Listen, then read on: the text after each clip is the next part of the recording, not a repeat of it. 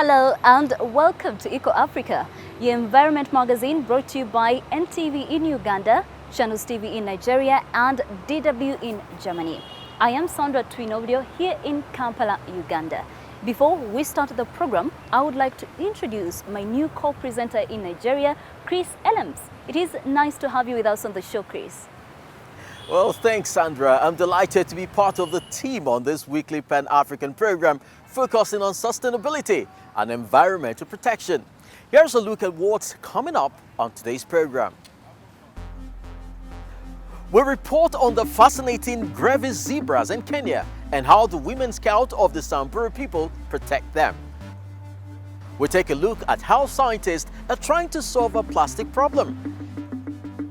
And we'll tell the story of how one German company now wants to save insects rather than kill them.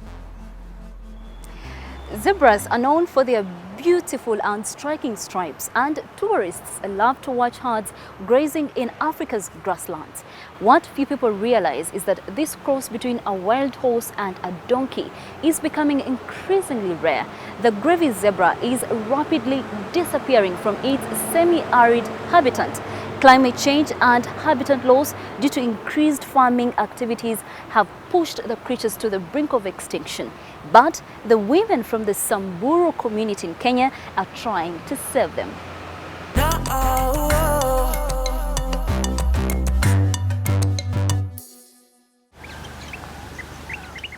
Shortly after dawn, a first glimpse of Grevy's zebras. The presence of Jane Litole and her troop doesn't seem to bother the animals who are normally shy. Here in the Samburu region of central Kenya, the so-called women scouts are on patrol to determine how far the zebras range. The organization Grevy's Zebra Trust has trained more than 20 young women to monitor the world's most threatened zebra species. When I leave home, I fill out a data sheet to show where my patrol is starting. Then, every 30 minutes, I fill in the GPS data to show where I am and if I've seen zebras. At the end of the day, the organization uses that data to track the routes where I have patrolled.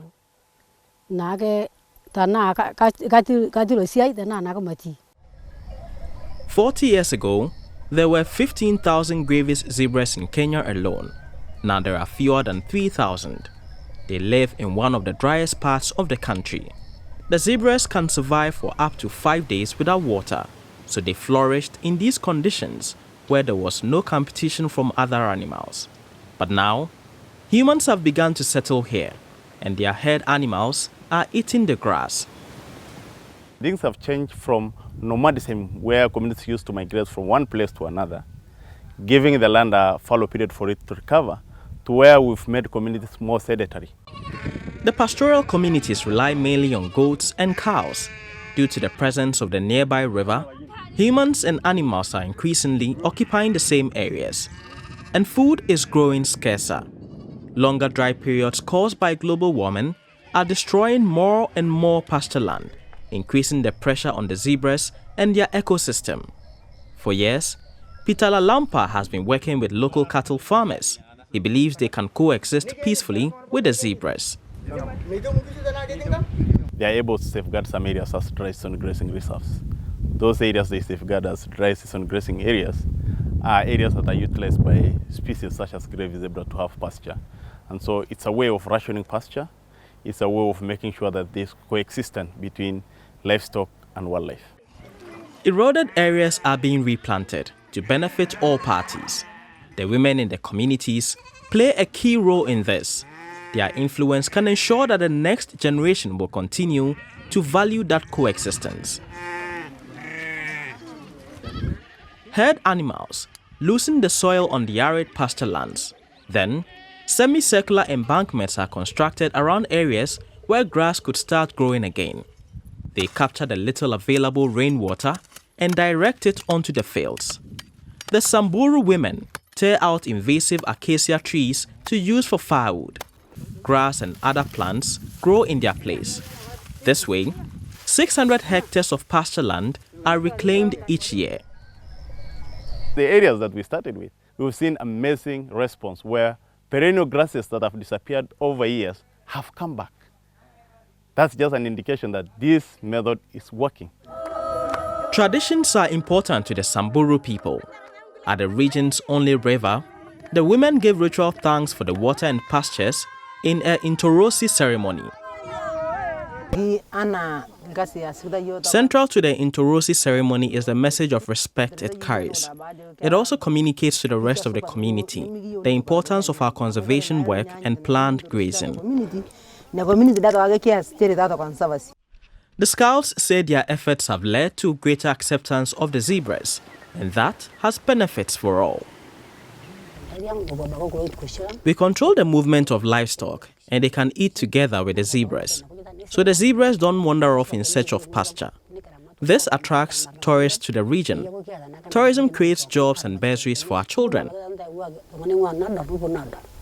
Future generations of local people, provided with education and training, could build up a nature reserve where the grievous zebra population could recover and thrive. Informal settlements have become common in many places in Africa, facing large-scale rural to urban migration. This is especially true in big cities that offer growing populations an opportunity to work and lead better lives. But the development of infrastructure can barely keep pace. We can see it every day here in Nigeria, Sandra. The pressure on the housing market and the difficulties providing utilities in informal settings are increasing. Now, Lagos, one of the biggest cities in Africa, is no exception. State and private organizations here are working together to build and expand a functioning electricity and sanitary system.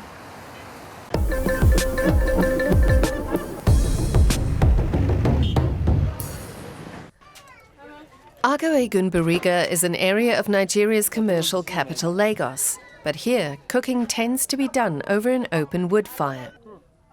And since this informal settlement is not on the grid, people use diesel-powered generators to get electricity. Burning these fossil fuels releases greenhouse gases that contribute to climate change. The authorities had no clear idea about the fuel usage here, so they started to gather information.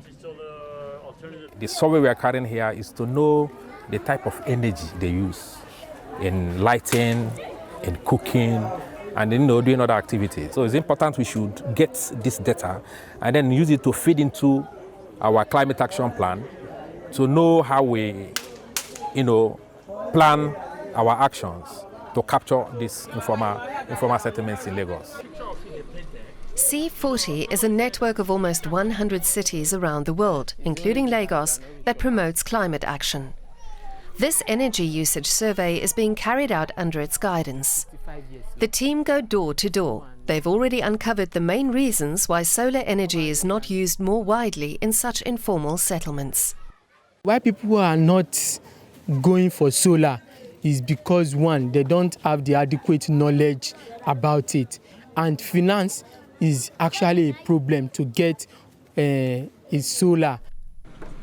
But a local mini power grid is coming to Agboegun Bariga. The government wants 10,000 solar-powered mini-grids set up across the country by 2023. An environmental NGO teaches neighborhood residents how to set up solar panels and how to turn daytime sunlight into nighttime street lamps to make life here safer. And when it is night, everywhere will be getting dark. So you can't see from here to that place. So, but when we install all this, you can see from here far distance. So that's the reason why we are doing this in the communities. Another problem here is poor sanitation. This is a public toilet. The waste goes straight into the river and contaminates the water used for washing and cooking. Another NGO called Justice and Empowerment Initiatives recently built this toilet facility, which uses a kind of composting system called a biofuel digester to break down the waste. Artist Mutala Gani Taiwo is contributing to the project. Even some adults do come around, sit down with me, ask few questions. Why am I making it so beautiful like this? And I said, well, it will help attract you to the toilet to come use it. And they said, wow, that's good too. So it's interesting, and the community, they're happy about it. The facility cost $1,800. To use it, you have to pay the equivalent of just under 1 cent. The money goes towards maintenance and cleaning. People in Agoué-Gunbariga are also happy about the new solar-powered street lights that are going up. They're looking forward to having light during the long evenings. And doing away with diesel generators will also reduce the area's carbon emissions. Why is there plastic in our food, in our rivers and in our oceans? It's an issue that comes up a lot here on EcoAfrica. If plastic is so bad for our planet, we should clearly get rid of it. But how? Well, a couple of young scientists have developed an interesting solution. Take a look at how they plan to overcome the plastic problem.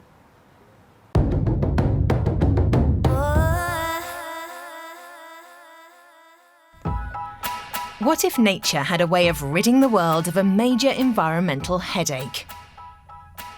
And at the same time, creating something that improves the soil.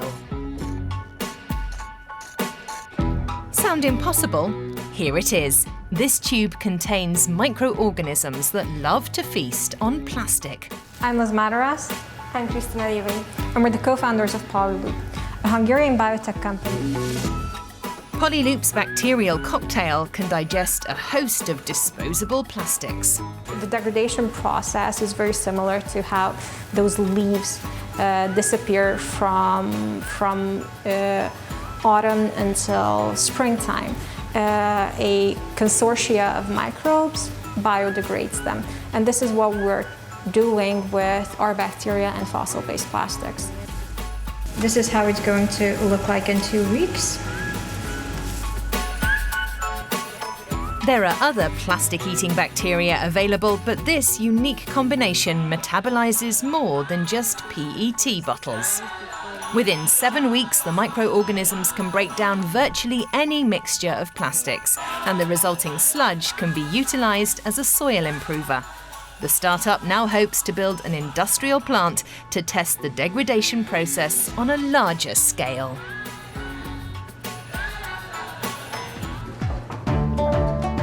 And how about you? If you're also doing your bit, tell us about it. Visit our website or send us a tweet. #DoingYourBit. We share your stories.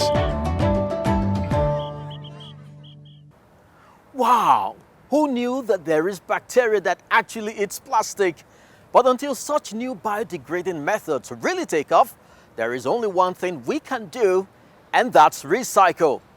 A fashion company in Ghana proves that recycling is not only good for the environment, it can also be a lot of fun.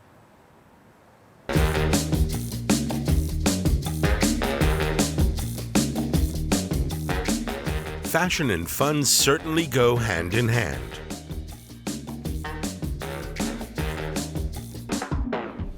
Accra-based design label Boy & Bill is known for colorful, eye-catching, and sustainable creations. Elisha Ofori Banfo and his brother Calvin have been a part of Ghana's fashion scene for some time. Now they're making their signature items from waste materials like plastics and broken mirrors.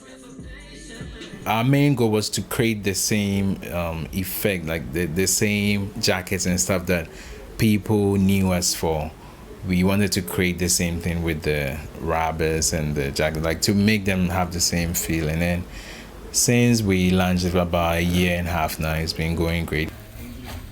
Bamfo and members of his team collect plastic waste they find littering their community. Ghana recycles no more than 5% of the 1 million tons of plastic generated. The waste materials are carefully sorted and prepared, ready to be sewn. With their Boy & Bill label, the young designers are among the forerunners in their field when it comes to creating wearables through upcycling. They hope to inspire as many Ghanaians as possible to start choosing their sustainable fashion. To get to a point where you step in town and everybody's wearing your dress, in town and stuff, like it becomes a normal dress for people. I think that's the bigger vision. When the coronavirus pandemic made runway shows impossible, Bamfo's crew didn't just hang around waiting for things to change.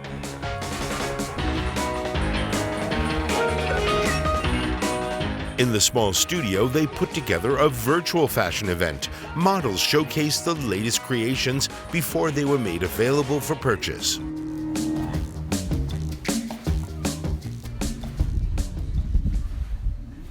Mentoring the future generation is also important to Bamfo. He visits schools like this to speak to children, encouraging them to consider a career in fashion. I reach out to them and talk to them because I believe that if they knew how juicy the market was and how they can make a living out of it, like most of them will aspire to be designers. Today's talk already seems to have motivated several of the kids. Many say they want to become fashion designers, just like Bamfo.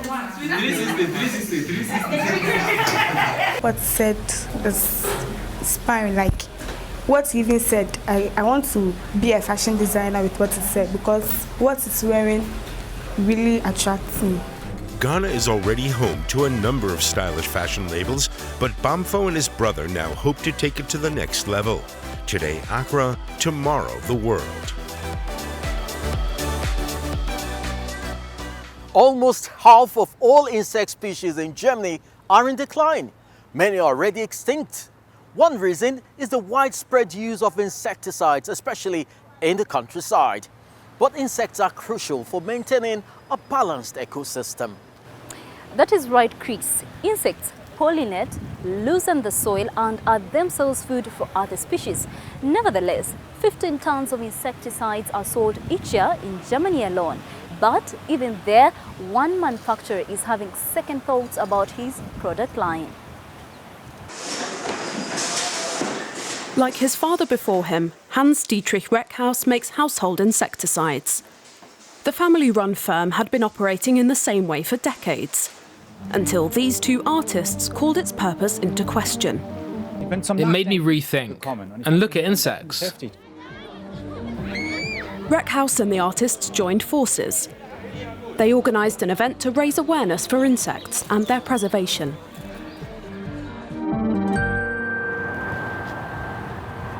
The event prompted Hans-Dietrich Reckhaus to put his company's future on the line.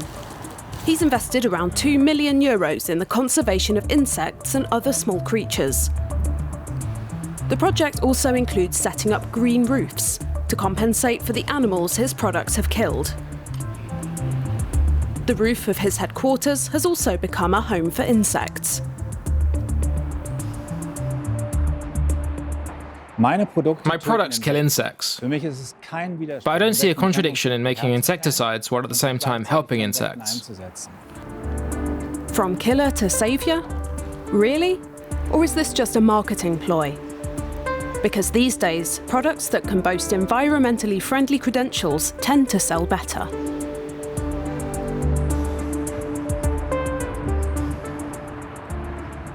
This isn't about marketing. I want to see the market reduced, as seen in the warnings on my products. Each product has a big label about the dangers involved. Hans-Dietrich Reckhaus has now introduced alternatives that he feels more comfortable with, such as this live trap for fruit flies. The insect is attracted to the cider vinegar and then trapped in the cylinder to escape unharmed. Customers aren't really going for this product because it's not obvious why you should save fruit flies. His company has seen turnover drop by 25%. His profits have fallen even more. So wouldn't simply selling the firm be the logical business move?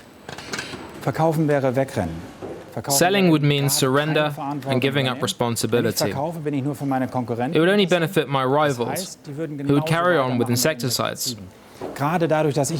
By staying in business, I have the leverage to generate awareness and show that this transformation is possible. Reckhaus is keen to demonstrate his commitment to that message as he ploughs up the company car park to create a new insect oasis. but he can't say for sure when his own metamorphosis will be complete. What do you do when your computer or mobile phone does not work anymore? Many people simply toss their old devices out.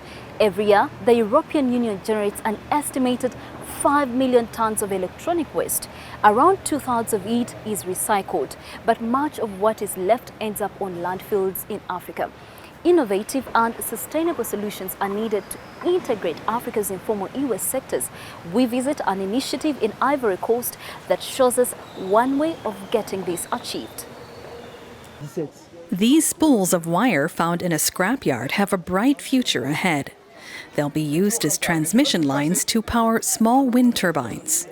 This workshop, offered by a solidarity project here in Abidjan, is teaching people how to build the electrical devices. This volunteer instructor explains that almost all the components used here are sourced from refuse. This workshop was organized by IT specialist Bakary Bola. He also oversees a repair cafe in Ivory Coast's capital, where people are helped to mend their laptops and cell phones free of charge. It's important for us to give them the skills to do basic maintenance so that they don't throw things away when they malfunction.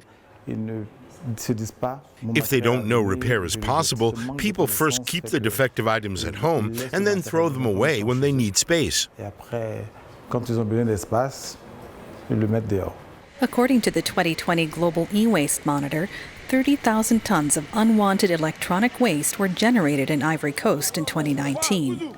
A lot of it ends up in dumps. Abidjan has many scrap collectors. An entire neighborhood lives from the trade. It's where Bakary Bola finds the parts he needs at bargain prices. The power supply would have cost 30 euros.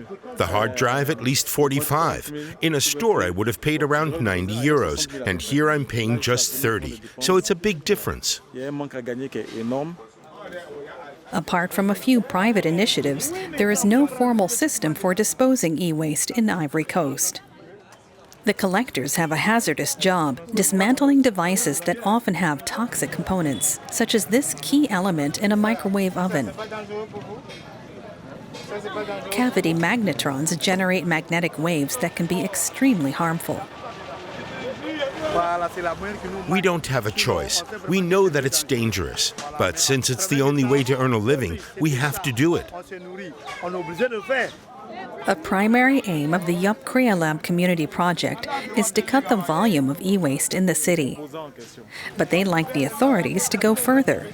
A proper recycling system would also benefit people beyond the immediate neighborhood.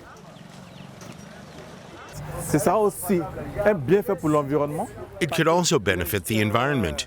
With a functional recycling and recovery system, we wouldn't have trash piled up here, waiting for a potential buyer to come and remove one single component. In its effort to effect change, EcoAfrica is keen to reach as many residents as possible. 20 people attended their first workshop. Now there are plans to hold one on a monthly basis. We want to keep this cycle going, getting the parts from scrap collectors and handing them over to people who do something with them. Then those people who are learning here today will be able to go and buy those items themselves to make a wind turbine. The project also wants to help anyone with a promising business idea to found a startup. It hopes to enable people to turn their futures around by supporting creative innovation, talent incubation, and environmental protection.